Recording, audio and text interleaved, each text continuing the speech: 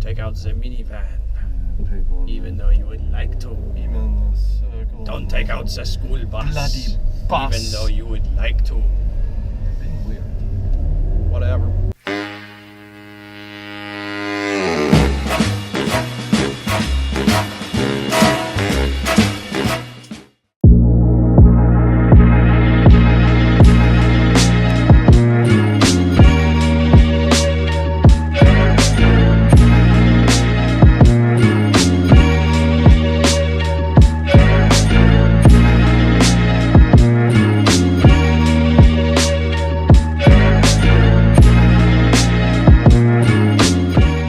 Welcome to the Ford Focus RS.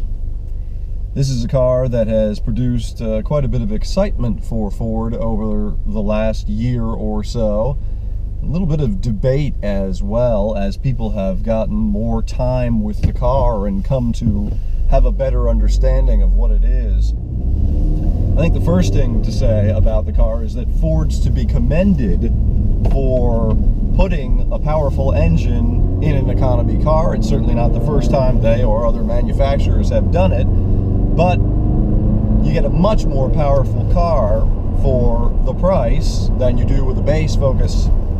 A base Focus, I guess, goes for about $20,000. This car, the Focus RS, comes in with the options on it at about $40,000. That's not cheap, but it is a performance version of the car, and you really do get about double the horsepower of the base Focus for this price, actually more than that. The car has 350 horsepower and 350 pound-feet of torque, which is pretty good. In fact, that 10 years ago, or 15 years ago, would have been the power of most major sports cars, so not so bad in a sort of economy-based hatchback. This is a 5-door, and yes, the hatchback is functional. You can fold the rear seats flat and even get them to a point where you can get a lot of cargo into the car. I think Ford is to be commended for dropping the 4-cylinder turbo 2.3 liter from its Mustang, its EcoBoost engine, that's what this derives from, into the Focus RS. Wow, that's a slow car in front of me. You know, it gives it good performance in a straight line. Most people say in the high 4s. I'd say just less than 5 seconds is basically your 0 to 60 straight line performance. And the quarter mile in a little over 13, probably more toward 14. But in a car like this, that is good performance. It's not outstandingly remarkable, but you know, you're not really expecting supercar performance from something like this in any case.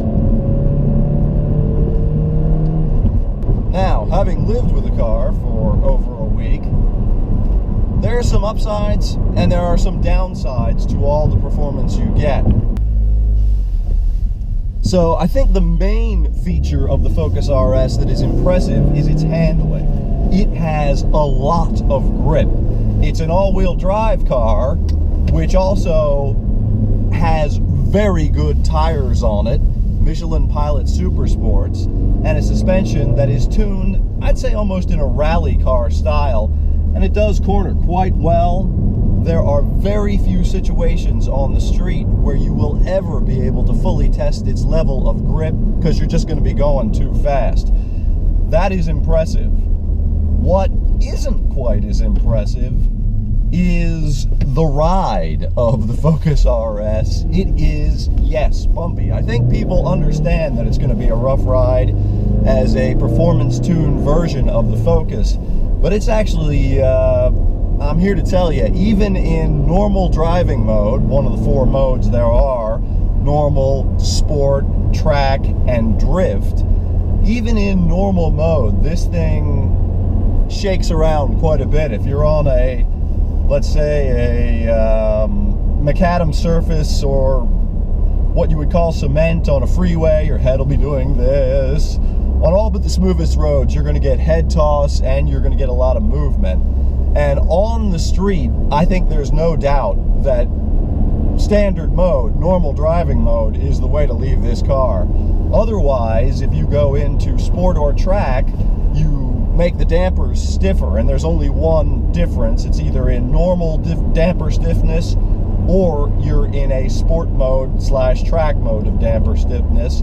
And most of the time, those really are only good for track. They're too stiff for the street. And like so many cars, you're really better off just leaving it in the normal mode. One thing you can do with the stalk over here on the left side of the steering column is toggle between those two suspension modes no matter which driving mode you're in. So if you're getting more throttle gain in sport or track, you can actually take away the damping with this switch here. It's hard to figure out how it works and to see that it's working, but it does work. I like the gearbox. I think it's a pretty good 6-speed gearbox. It shifts well and the clutch is nice. However, the pedal arrangement for heel towing isn't the best. I think, for me at least, the brake and throttle pedal are a little bit far apart. You have to kind of twist your foot a little bit much, but it isn't bad. The steering, for my purposes, I find it, again, uncommunicative, as so many cars are these days. It's a little bit numb, and I would like more feedback.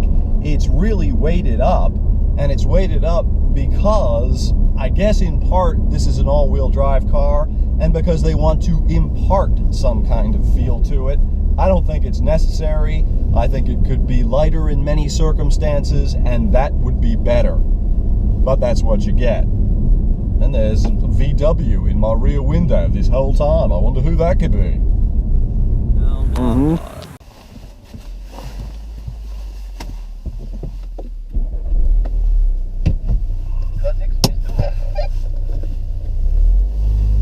Yeah, bin ich fertig. Another note about the car, and I think this partly contributes to what I think Eric and I both feel is a little bit overly heavy, truculent feel. Yes, the car's got tons of grip and it is plenty quick enough in a straight line, but it doesn't have the live feel that I think we both feel it should. Part of that comes from the Recaro seats that are here and here. They actually are quite bolstered. That's very useful on a racetrack, and it can be good on the street even. These are so bolstered that even for Eric and I, and we're both fairly slim fellows, they're a little bit confining. That can be a problem, and it just adds to the overall stiff feel of this car, which is something I think that could be improved upon. Switch on, go.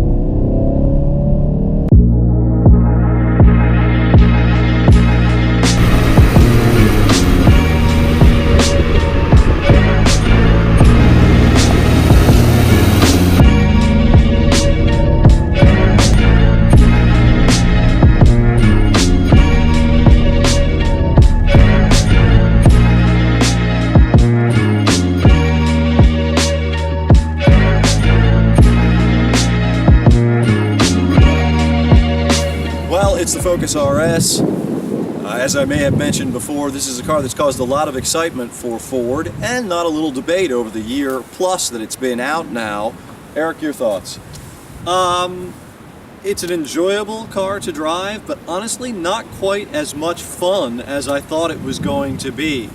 There's a little bit of a heaviness about the Focus RS that takes away some of that fun. Heavy steering that starts off heavy off center and doesn't really load up, doesn't give you a lot of feel. Nice gearbox, quick enough, in fact quite quick, but it never really feels playful. Some of that is the all-wheel drive nature of the car. Yes, you can select drift mode and send most of the power to the rear, and that's probably the most playful the Focus RS gets. It's got a rally quality, but it's kind of damped down. Yeah, the RS comes standard with Michelin Pilot Super Sports.